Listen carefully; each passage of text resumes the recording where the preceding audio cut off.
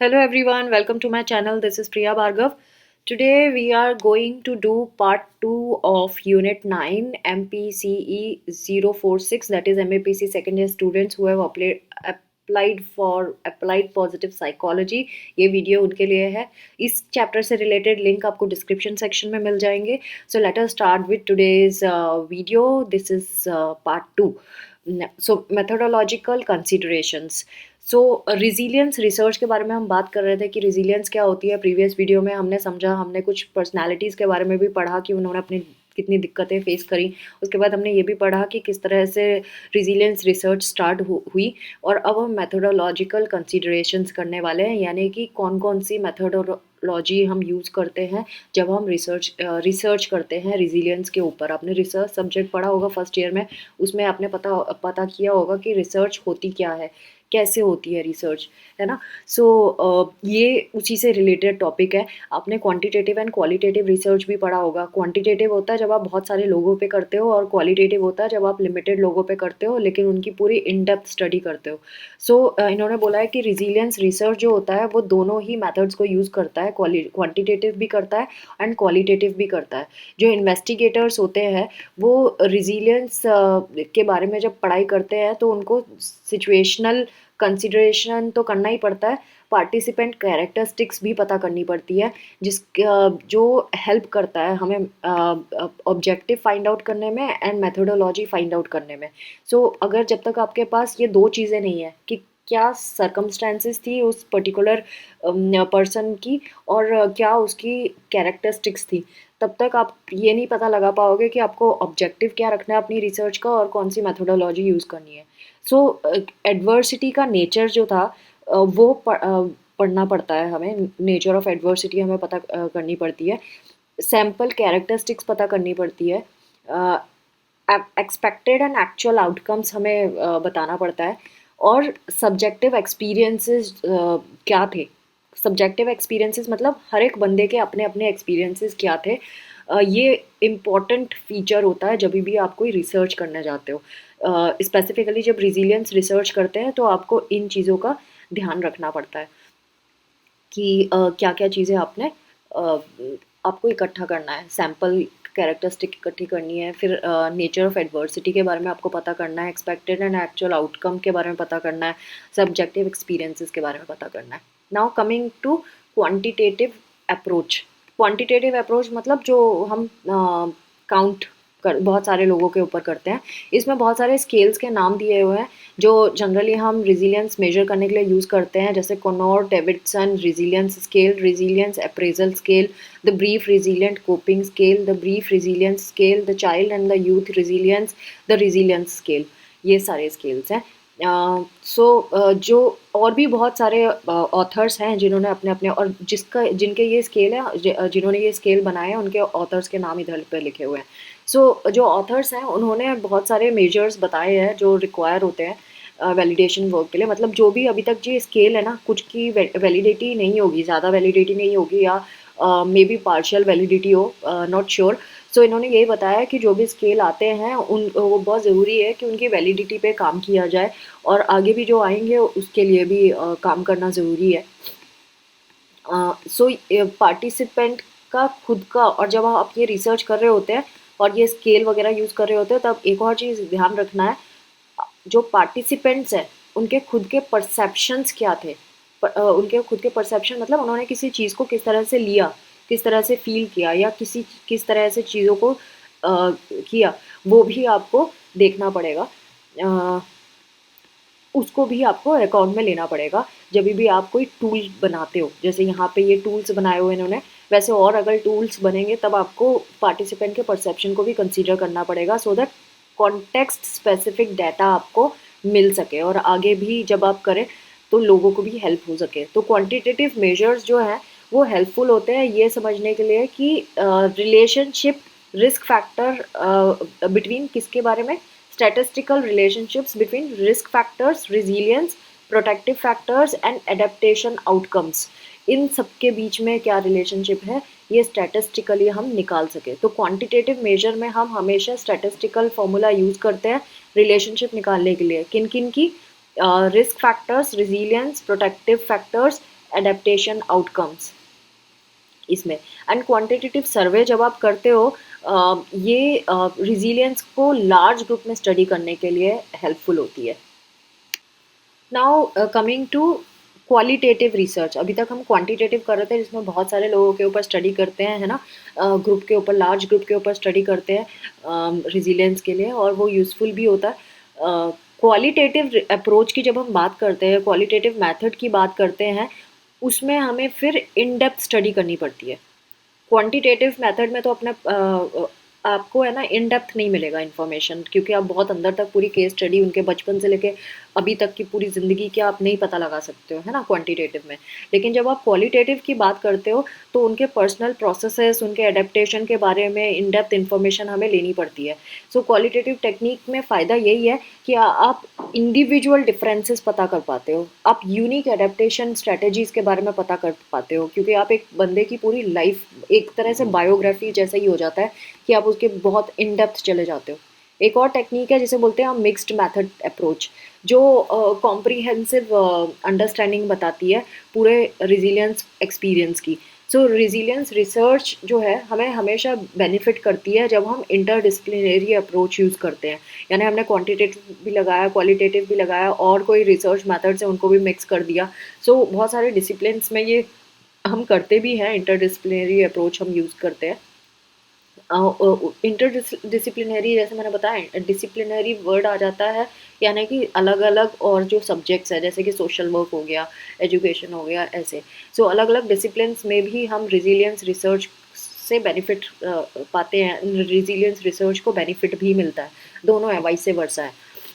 सो researches जो हैं वो हेल्प करती है हर एक इंडिविजुअल को पता कि ये क्लेम करती हैं कि इंडिविजुअल एंड एनवायरमेंटल फैक्टर्स के अलावा बहुत सारे गवर्नमेंट्स, कल्चर एंड जहाँ से भी बायसेस, मतलब इन सारे जितनी भी चीज़ें हैं इंडिविजुअल की लाइफ में, उन उसमें वो कैसा अडेप्ट किया, मतलब कल्चरल बायसेस भी होते हैं, है ना।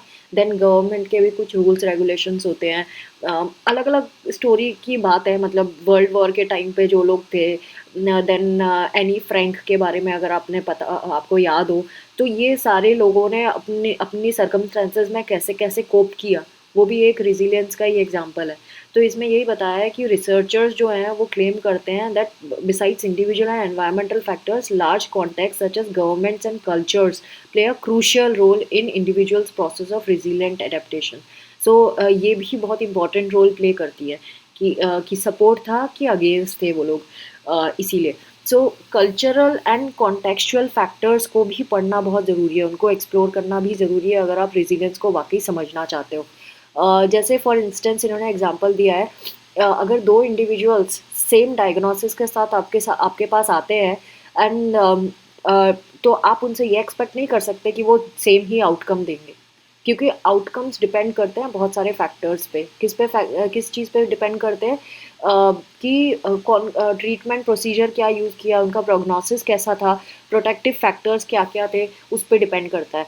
सो अगर आप सोशियो कल्चरल डायनामिक्स को एक्नॉलेज करेंगे एंड किसी पर्टिकुलर सिचुएशन में, तो ये बहुत इंपॉर्टेंट रोल प्ले कर सकता है, और इन फैक्टर्स को आपको देखना भी चाहिए। कुछ टेक्निक्स भी हैं जो हम यूज़ कर सकते हैं इसके अलावा, जैसे इंटरव्यू कर सकते हैं, फोकस ग्रुप डिस्कशन भी कर सकते हैं। ये भी यूज़ होते हैं पता लगाने के लिए कि सब्जेक्टिव एक्सपीरियंसेस क्या क्या हुए हैं रिजिलियंस में, है ना। सबकी लाइफ अलग अलग होती है। अगर रिजिलियंस के आपको दो एग्जांपल भी दिखे हैं जो सपोज सिमिलर केसेस हैं, तो हो सकता है कि उनकी लाइफ की जर्नी डिफरेंट हो, उनको कुछ को ज़्यादा, किसी को ज़्यादा सपोर्ट मिला हो, किसी को कम सपोर्ट मिला हो। Next is art based and participatory action research. Art based and participatory action research में हम ये देखते हैं कि रिजिलियंस इन्वेस्टिगेटर्स जो होते हैं वो art based and participatory techniques use करते हैं, जैसे कि पेंटिंग, ड्राइंग, ड्रामा, फोटोग्राफी, इस तरह की चीज़ें। तो और अलग अलग पॉपुलेशंस पे हम यूज़ कर सकते हैं, जैसे कि टीचर्स पे, रिफ्यूजी ग्रुप पर, इंडिविजुअल्स जिनको मेंटल इलनेस की डायग्नोसिस हुई है उनके ऊपर भी आप यूज़ कर सकते हो। तो अलग अलग ग्रुप्स पे यूज़ करके देखा गया है। सो जैसे मैंने टेक्निक्स बताई कि ड्रामा, ड्राइंग और पेंटिंग, देन फोटोग्राफी, ये सारी यूज़ होती है। तो ये पार्टिसिपेटरी एक्शन रिसर्च जो होती है, इसमें पार्टिसिपेंट सिर्फ पैसिव ऑब्जर्वर नहीं होता है, ये प्ले भी करता है, अपना रोल भी एक कोई प्ले करता है। जैसे ड्रामा का अगर हम एग्जांपल ले लें, ड्रामा थेरेपी आपने पढ़ा होगा, उसमें आपने देखा था कि ड्रामा करवाते हैं, पार्टिसिपेंट जो होते हैं वो क्या करते हैं, खुद प्ले करते हैं रोल, तो वो अपने आप को एक्सप्रेस कर पाते हैं। ऐसी इन्फॉर्मेशन हमें निकल के सामने आती है जो वैसे दूसरी टेक्निक से हम नहीं ले पाते। आर्ट बेस्ड और ये वाला जो मेथड है, पार्टिसिपेटरी मेथड है, ये इसका फ़ायदा होता है हमें, क्योंकि जब वो खुद पार्टिसिपेंट काम कर रहा है तो हमें उनकी उनके पॉइंट ऑफ व्यू सुनने का मौका मिल जाता है ना। और उनका सेल्फ रिफ्लेक्शन होता है, तो उससे क्या होता है, वो जब वो एक्ट कर रहे होते हैं तो उनको आइडिया लगता है कि कहाँ पे कैसे इमोशंस हैं उनके, और क्या रिस्क फैक्टर्स थे, कौन कौन से प्रोटेक्टिव फैक्टर्स है उस कॉन्टेक्स्ट में, है ना। तो बहुत सारी चीज़ें उनको और भी आइडिया लग जाता है। देन ये उनके अवेयरनेस में भी आ जाती हैं चीज़ें, और वो बेटर एंगेज भी होते हैं फिर अपने काम को आगे, अपने आप को बेटर बनाने के लिए। अगेन यहाँ पे इन्होंने और भी बताया कि कंटेम्प्रेरी रिजिलियंस रिसर्चेस जो होती हैं वो डिफरेंट मीडियम्स यूज़ करती हैं डाटा कलेक्ट करने के लिए। इन डेप्थ एक्सप्लोरेशन जो है, अगर हम करते हैं इन डेप्थ एक्सप्लोरेशन, मतलब कि जो क्वालिटेटिव रिसर्च है वो बहुत सारे कॉन्टेक्चुअल फैक्टर्स को लेकर हम करते हैं, हमें बहुत सारे कॉन्टेक्चुअल फैक्टर्स के बारे में पता चल जाता है जब हम इन डेप्थ करते हैं, जो हमें जनरली क्वांटिटेटिव में नहीं पता चलता है। और जब हमें ये सारी इन्फॉर्मेशन मिल जाती है तो हमें रिजिलियंस, कल्चर, स्पेसिफिक कॉन्टेक्स्ट के बीच में कॉम्प्लेक्स रिलेशनशिप के बारे में भी पता चल जाता है। Now research on resilience in India. इसमें आपको पता है कि इंडिया में बहुत सारे कल्चर्स हैं, है ना, मल्टी कल्चरल एस्पेक्ट आपको इंडियन सोसाइटी में देखने के लिए मिलता है, एंड इसीलिए रिसर्च के लिए भी एक बड़ा फैसिनेटिंग टॉपिक है। सो रिसर्चर्स जो हैं वो डाइवर्स पॉपुलेशन के ऊपर स्टडी करते हैं, उनकी एडवर्सिटीज़ को देखते हैं, and large scale natural calamities जो हुई होती हैं उसका, और मेंटल इलनेस का रिलेशनशिप भी देखते हैं इसमें। सो यहाँ पे कुछ स्टडीज़ जो हुई हैं उसके बारे में उन्होंने बताया, जैसे कि दास दयाल और लक्ष्मी नारायण ने 2006 में रिजिलियंस के बारे में स्टडी किया था, और उन्होंने किसके ऊपर किया था, जो गुजरात में अर्थक्वेक आया था उसमें किया, उसके ऊपर किया था, और सुपर साइक्लोन जो उड़ीसा में आया था उसके ऊपर भी किया था। सो इन्होंने जो दास एंड दयाल हैं उन्होंने अर्थक्वेक इन गुजरात किया था, एंड जो लक्ष्मी नारायण हैं इन्होंने उड़ीसा में किया के उसमें किया था, जो सुपर साइक्लोन आया था। इन्होंने यहाँ रेस्पेक्टिवली लिखा, मतलब पहला वाला पहले वाले का है, दूसरा वाला दूसरे वाले का है। हर्बर्ट, मंजुला एंड फिलिप ने 2013 में स्टडी की थी, और उन्होंने बताया था प्रोटेक्टिव फैक्टर्स जैसे कि सोशल सपोर्ट जो रिजिलियंस में कंट्रीब्यूट करते हैं। उन लोगों में किनका रेजिलियंस इन्होंने चेक किया था, whose parents had a diagnosis of schizophrenia. तो जिनके पेरेंट्स को शिजोफ्रेनिया था उन लोगों के बारे में स्टडी की थी इन्होंने, और उनमें रेजिलियंस पता लगाया था, उनके प्रोटेक्टिव फैक्टर्स क्या थे, जैसे सोशल सपोर्ट क्या था, फिर अगर पेरेंट्स को प्रॉब्लम थी तो कौन था सोशल सपोर्ट, इसके बारे में स्टडी किया था। अश्विनी एंड डेब ने 2020 में किया था, उन्होंने डिस्क्राइब किया था कि रिजिलियंट आउटकम्स जो हैं that are generally not expected from those with mental illness in the given socio-cultural context. So उन्होंने ये बताया था कि जो resilient outcome है वो एक्सपेक्ट नहीं किया जाता जब मेंटल इलनेस होती है किसी पर्टिकुलर सोशियो कल्चरल कॉन्टेक्स्ट में।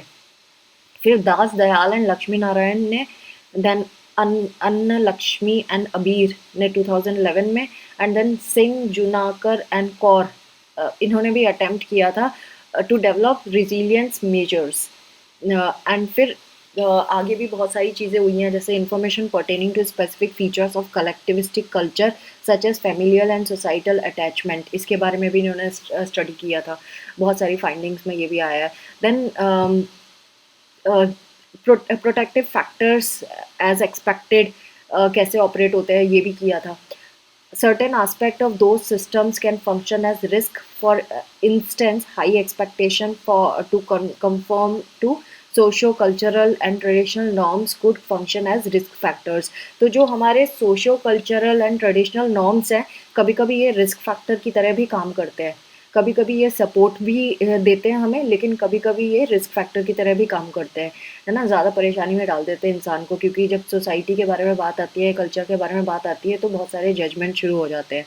खान एंड डेव्स इन्वेस्टिगेशन क्या थी, कि इन्होंने reported that the family can function both as source of risk and resilience among adults but have experienced childhood adversity।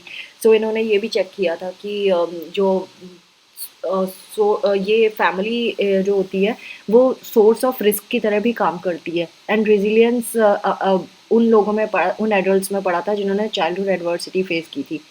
Then यहाँ पे कपूर्स का बताया है कि resilience with reference to the concept of triguna triguna presented sattva as the essence of resilience. अब ये त्रिगुणा सत्वा, तो ये योगा से कुछ रिलेटेड लग रहे हैं मुझे। Sattva can be both inherited and developed by the individual to achieve functioning in the times of adversity. तो सत्वा जो है वो इनहेरिट भी किया जा सकता है एंड डेवलप भी किया जा सकता है किसी इंडिविजुअल में एडवर्सिटी के टाइम पे, ये बताया गया। फिर कोविड-19 के टाइम पे भी बहुत सारी रिसर्चेज हुई, जिनमें से बहुत सारे इन्वेस्टिगेशन थे जिन्होंने एक्सप्लोर किया था रिजिलियंस का कंट्रीब्यूशन इस कोविड के टाइम पे एडेप्टेशन में। सो लॉन्गिट्यूडनल स्टडी भी कंडक्ट की थी गोपाल शर्मा एंड सुब्रमण्यम में 2020 में, और उन्होंने higher levels of resilience and social support मिला था उनको। और जिसकी वजह से जब सोशल सपोर्ट मिलता है तो उसकी वजह से anxiety, stress and depressive symptoms कम हो गए थे। सो इंडिविजुअल रिजिलियंस जो है वो नेगेटिवली एसोसिएटेड है एडवर्स साइकोलॉजिकल आउटकम से। मतलब अगर आपका आप इंडिविजुअली आप रिजिलियंट हो, तो आपके पास ये जो एडवर्स साइकोलॉजिकल आउटकम्स है वो कम हो जाएंगे। रेजिलियंस बढ़ेगा तो psychological out adverse psychological outcome कम होगा। रेजिलियंस कम होगा तो ये बढ़ेगा, ऐसा वाला उसको बोलते हैं negatively associated. Priority areas such as resilience in the aftermath of the ongoing pandemic and culture specific determinants in adaptation। ये भी इन्होंने बताया है कि कुछ जो एरिया जिसमें हम future in actually future research के बारे में इन्होंने बात की है। फ्यूचर जो रिसर्चेज हैं उसमें हम क्या एक्सपेक्ट कर रहे हैं। फ्यूचर रिसर्चेज अगर आपको रिजिलियंट वाली टॉपिक पे करना है, तो ये जो एरियाज़ है जिस पे आप कर सकते हो वो यही है कि जो ऑनगोइंग पेंडेमिक है, या पेंडेमिक तो ख़त्म हो चुका है, ये जबकि प्रिंट हुई होगी ना तब तो पेंडेमिक चल रहा था। तो उसके जो आफ्टर इफ़ेक्ट हुए, पेंडेमिक के जो आफ्टर इफ़ेक्ट हुए, और जो कल्चर स्पेसिफिक डिटर्मिनेंट्स है एडेप्टेशन में, इनके बीच में रिलेशनशिप आप पता कर सकते हो। एंड देन इसके ऊपर आप रिसर्च कर सकते हो। एंड ये आप प्रोजेक्ट पे भी बना, प्रोजेक्ट तो है ही नहीं आपका वैसे, जो प्रोजेक्ट वाले सब्जेक्ट के है स्टूडेंट वो इस पे कर सकते हैं। ये जब आप अगर ऐसा करते हैं कि after math of pandemic and culture specific determinants in adaptation, इनके ऊपर करेंगे तो आपको क्या क्या पता चलेगा। ये हमें इंटरवेंशंस, हम कैसे लोगों की हेल्प कर सकते हैं ये हमें पता चल जाएगा। कौन सी पॉलिसीज़ है जो इंडियन कॉन्टेक्स्ट पे हम बना सकते हैं ये पता चल जाएगा कल्चर को कंसीडर करते हुए। Now coming to the topic evolution of the concept over time. किस तरह से रिजिलियंस का जो कंसेप्ट है उसको हमने समझा अलग अलग पर्सपेक्टिव से। सो यहाँ पे अगर आप देखेंगे, यहाँ पे इन्होंने रिजिलियंस, इनविंसिबिलिटी एंड इनवल्नरेबिलिटी के बारे में बात किया है। तो ये जो इनविंसिबिलिटी एंड इनवल्नरेबिलिटी का मतलब होता है कि जिसको असर ही नहीं होता, चाहे उसको किसी भी कंडीशन में रख लो उसको असर ही नहीं होता। सो पहले रिजिलियंस रिसर्च में हम बच्चों पे ही फोकस करते थे, एंड जो एडवर्सिटी पे भी, एडवर्सिटी होने के बाद भी फंक्शनल थे, मतलब सही से काम कर रहे थे, एंड उनको इनविंसिबल एंड इनवल्नरेबल भी बताया गया। लेकिन ये एक्यूरेट वर्ड नहीं है अगर आप देखा जाए, क्योंकि जिसको रियलिस्टिकली अगर आप देखें तो ये इम्पॉसिबल सिचुएशन है जहाँ पे अगर आप ये बोले कि भाई उसको असर ही नहीं पड़ता अगर उसके साथ कुछ होता है, ऐसा नहीं है। जिसके साथ कुछ होता है उसको असर पड़ता है, बिल्कुल पड़ता है, और उस पे तरह तरह से असर पड़ता है। सो जो ट्रांजिशन होता है वो उसमें भी हमारे इमोशंस एंड कॉग्निशंस पे इम्पैक्ट पड़ता है, हमारे बिहेवियर पे इम्पैक्ट पड़ता है। सो जिसके साथ ट्रेजेडी हुई है उसके साथ क्यों नहीं पड़ेगा, उसके साथ भी पड़ेगा। सो ये ज़रूरी है, समझने की बात है। सो इसीलिए जो इनवल्नरेबल एंड इनविंसिबल टर्म जो था, उसका मीनिंग कुछ और निकल रहा है और रेजिलियंस का मीनिंग कुछ और निकल रहा है। इसीलिए these are not the same words. So ऐसा नहीं है कि रेजिलिएंट लोगों को असर नहीं होता, लोगों को असर होता है, बिल्कुल स्ट्रेसर्स से असर होता है और हर एक चीज़ पे असर होता है, जैसे इन्होंने बताया।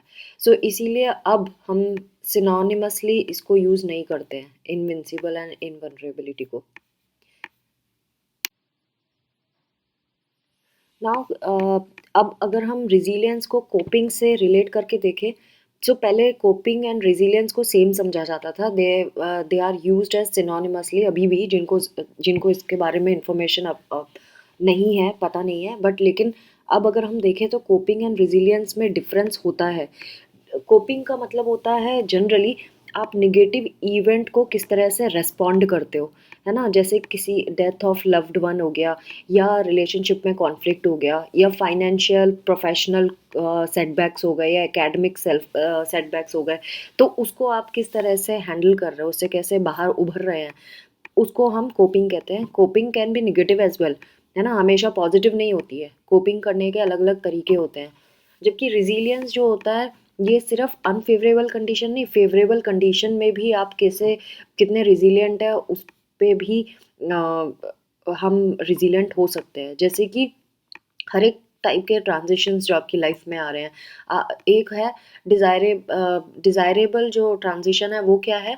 Getting one's dream job. आपको ड्रीम जॉब मिल तो गया, लेकिन आप उसको कैसे हैंडल कर पा रहे हो, आप उसको कितना परफेक्शन के साथ निभा पा रहे हो, है ना? तो वो रिजिलियंस आपको चाहिए उसमें। नाउ अनडिजायरेबल इसमें क्या हो गया? Termination from one's dream job. अब इसमें भी आपको रिजिलियंस की ज़रूरत पड़ेगी। सो इसीलिए आपको ध्यान रखना है कि रिजिलियंस हम किस तरह से यूज़ करते हैं। जो रिजिलियंस है, ये हेल्पफुल है किसी भी अनफेवरेबल ट्रांजिशन इवेंट में करने के लिए। मतलब आपको हमेशा पॉजिटिव ही रहना है, चाहे वो फेवरेबल है, अनफेवरेबल इवेंट है, लेकिन आप उसमें अपने आप बहुत शिद्दत से उस चीज़ को कर रहे हैं। सो ये थोड़ा सा ध्यान में देने वाली बात है। अब अगर हम सिमिलैरिटी की बात करें रेजिलियंस एंड कोपिंग में, दोनों में ही एडेप्टेशन की ज़रूरत पड़ती है स्ट्रेसफुल सर्कमस्टेंसेस में। कोपिंग में अगर आप बात करें, कोपिंग के बारे में इन्होंने और भी बताया, ये एडेप्टिव एंड माल एडेप्टिव दोनों हो सकती है। और इसको डिसफंक्शनल आउटकम्स भी आते हैं उससे।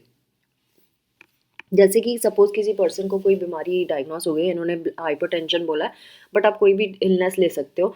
सो जो माल एडेप्टिव है वो क्या होगा? कोपिंग, कि वो उस डायग्नोसिस को एक्सेप्ट ही नहीं करेगा, बहुत दिनों तक यही मानता रहेगा कि मुझे कुछ हुआ ही नहीं है, हो ही नहीं सकता, मुझे कैसे हो सकता है ना? तो वो एक माल एडेप्टिव कोपिंग है। और एक जो नॉर्मल एडेप्टिव कोपिंग है, वो क्या होगी? कि वो उस डायग्नोसिस को एक्सेप्ट करेगा एंड प्रॉपर अपना केयर करेगा according to what is required. Otherwise अगर माल एडेप्टिव एक्टिविटी है उसकी, जो कोप नहीं कर रहा, मेडिसिन नहीं ले रहा, तो वो क्या है? वो आपकी रिकवरी एंड वेलबींग के लिए इम्पेडिमेंट साबित होगा, वो आपको रिकवर नहीं होने देगा जल्दी से। सो इस चीज़ का ध्यान रखना है कि कोपिंग में क्या क्या होता है और रिजिलियंस में क्या क्या होता है। तो रिजिलियंस पॉजिटिव इवेंट्स के लिए भी यूज़ होता है एंड निगेटिव इवेंट्स के लिए भी यूज़ होता है। कोपिंग निगेटिव इवेंट्स के लिए यूज़ होता है, लेकिन कोपिंग आप किस तरह से कर रहे हो आप उन सिचुएशन में, उसमें भी एडेप्टिव कोपिंग होती है और दूसरी नॉन एडेप्टिव होती है, या माल एडेप्टिव कोपिंग होती है। ये आपको थोड़ा सा ध्यान रखना है। जो रेजिलियंस है, ये कोपिंग से बड़ा होता है, आपको ये भी ध्यान रखना है। So resilience develops from exposure to risk. ये जब रिस्क से को आप से एक्सपोज होते हो, और developing strengths to address it. और जब भी रेजिलियंस होता है, तो वो आपको स्ट्रेंथ भी डेवलप करवाता है कि आप उस रिस्क की सिचुएशन को एड्रेस कर सको, उससे भागो ना। सो ये आपको ध्यान रखना है। एंड ये हेल्दी कोपिंग होता है हमेशा। रेजिलियंस में कोई नेगेटिव कोपिंग नहीं होता है, हमेशा पॉजिटिव होता है। इसीलिए फिर कोपिंग एंड हम रेजिलियंस को कभी एक साथ नहीं लेते हैं। Next is resilience and other overlapping concept. कुछ कंसेप्ट और इसी से रिलेटेड है, जैसे post traumatic growth, positive adaptation, personal growth, benefit finding. So ये वाले टर्म्स भी कभी कभी लोग यूज़ कर लेते हैं इसके लिए। बट कोई भी पॉजिटिव चेंज जो होता है ट्रॉमा के बाद या एडवर्सिटी के बाद, ये रिजिलियंस नहीं होता।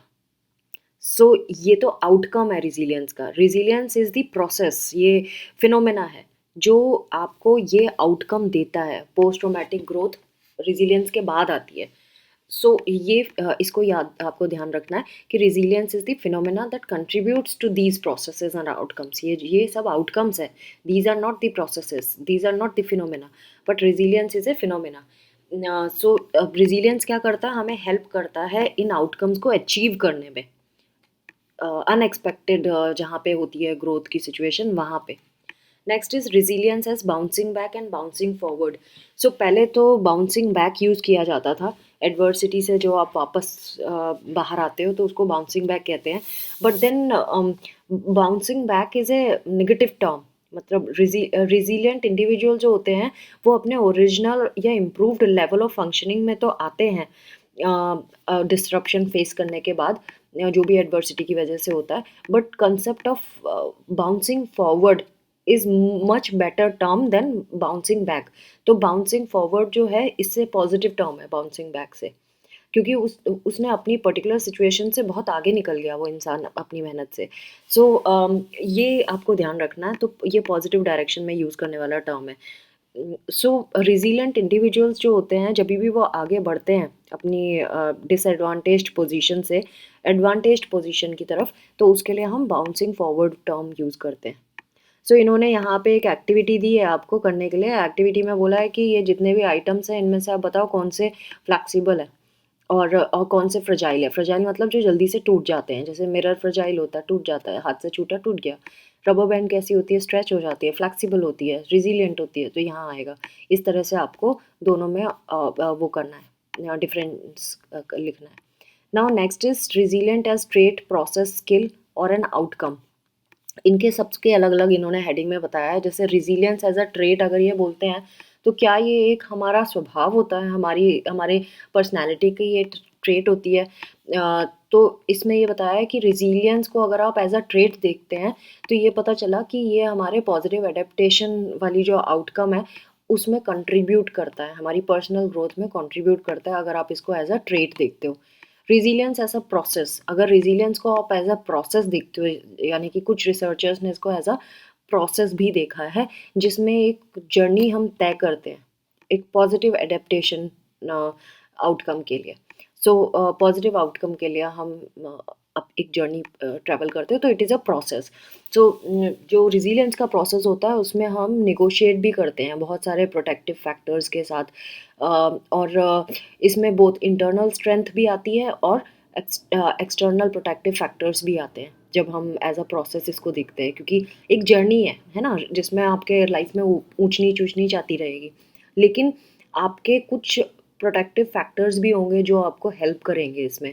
सो अगर आप इंटरनल स्ट्रेंथ की बात करें तो आपके अंदर कौन सी स्ट्रेंथ होगी आपकी जर्नी में, आपकी सेल्फ एफिकेसी होगी और आपकी ऑटोनॉमी होगी, आप खुद पे भरोसा, है ना, और खुद से अपना डिसीजंस लेना।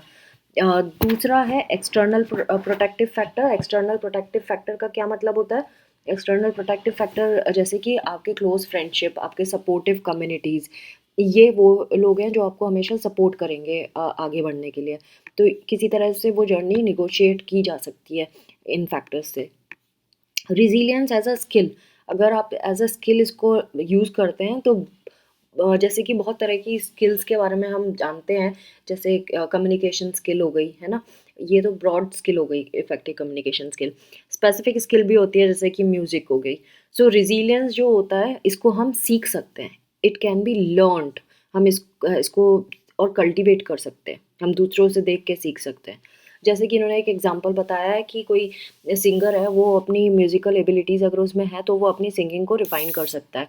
अगर चैलेंजिंग सिचुएशन को आप फेस कर रहे हो, तो चैलेंजिंग सिचुएशन को आप बार बार फेस करोगे, मतलब अपने आप से इंटेंशनली आप कुछ चैलेंजिंग टास्क करते हो जिससे आप डरते हो, तो धीरे धीरे आपके अंदर वो रिज़िलियंस डेवलप होना शुरू हो जाता है आपके अंदर, ये एज अ स्किल डेवलप होना शुरू हो जाती है।